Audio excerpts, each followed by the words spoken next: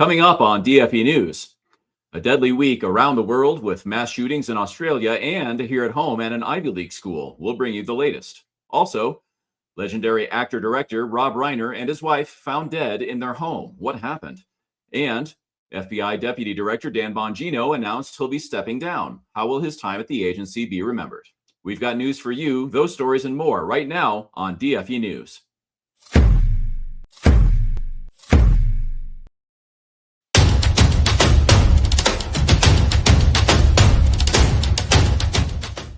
Hello, everyone. Thanks for joining us on DFE News. News done right. I'm Jeff Kirk. Be sure to like, subscribe, share, comment so everyone gets to see DFE News. So much is going on. Let's get right to it.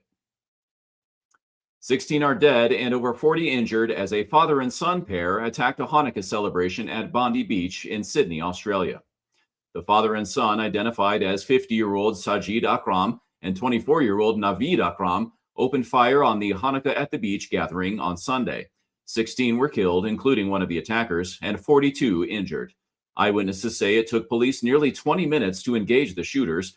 One video currently making the rounds appears to show a man sneaking up behind one of the attackers and disarming him.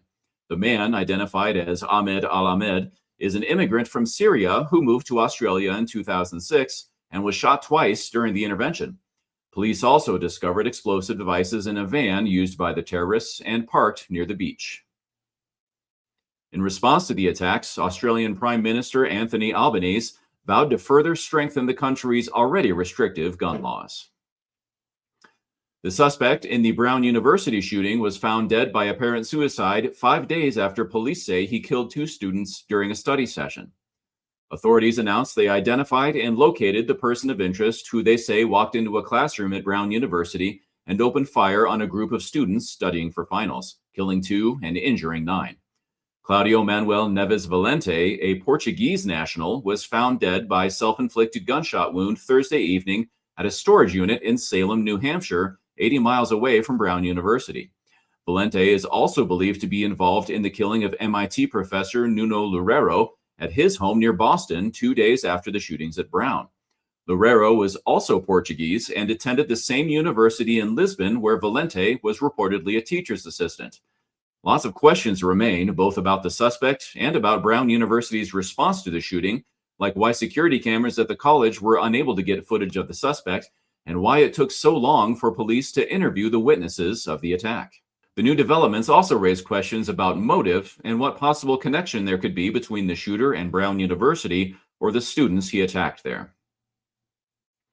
Actor-director Rob Reiner and his wife Michelle were tragically found dead in their home on Sunday. Reiner, most known for his role in All in the Family and for directing hit movies like Stand By Me, The Princess Bride, When Harry Met Sally, and A Few Good Men, was discovered in his LA home Sunday, apparently the victim of a stabbing attack along with his wife Michelle. The couple's 32-year-old son Nick was taken into custody and charged with the murders. Nick has a long history of mental illness and drug-related issues.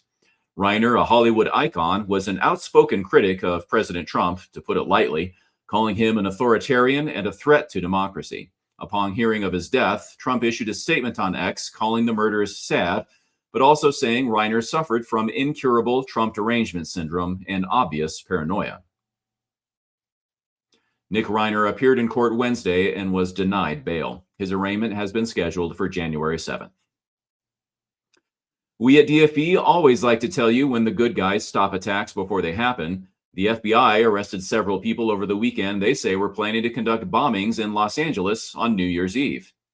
In a post on X Monday morning, FBI Deputy Director Dan Bongino confirmed the FBI arrested 4 members of the so-called Turtle Island Liberation Front who were planning coordinated bombings across LA on New Year's Eve. According to Attorney General Pam Bondi, the Turtle Island Liberation Front is a far-left, pro-Palestine, anti-government, anti-capitalist group which claims it will, quote, obliterate the illegal American empire on indigenous land. Bondi also said the group planned to target ICE agents operating in the area.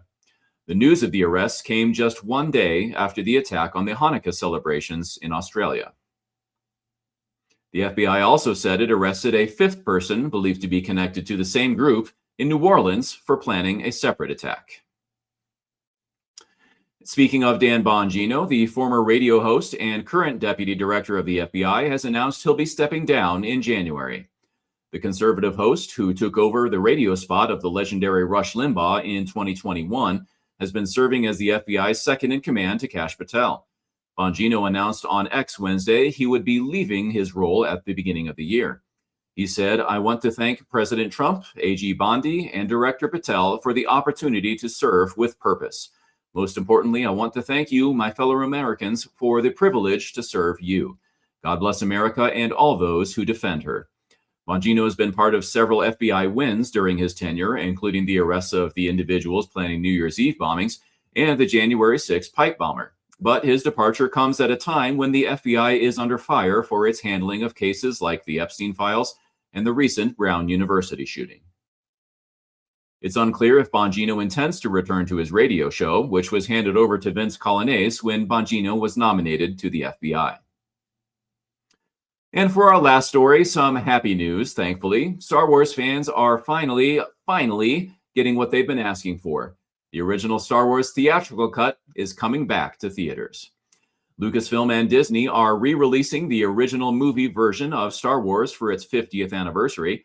That's right, the movie won't contain any of the additions or modifications George Lucas added in his 1997 special editions, like Greedo shooting at Han Solo first or adding a scene with Jabba the Hutt. No, this will be the original version from 1977 that fans know and adore, which hasn't been available on streaming or DVD since those special editions almost 30 years ago. Release is set for February 17th, 2027, so there's still a little time to go, but at least in my opinion, worth the wait. I am really excited about this. Let us know in the comments if you saw the original Star Wars in a theater, and if not, what was the first Star Wars movie you remember seeing? Well, that's it for now. Be sure to like, subscribe, share, comment, and engage with us so that YouTube and all the socials push it out to more viewers.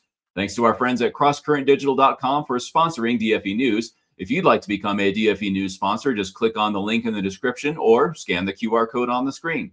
Thanks for watching DFE News. News done right. See you next time.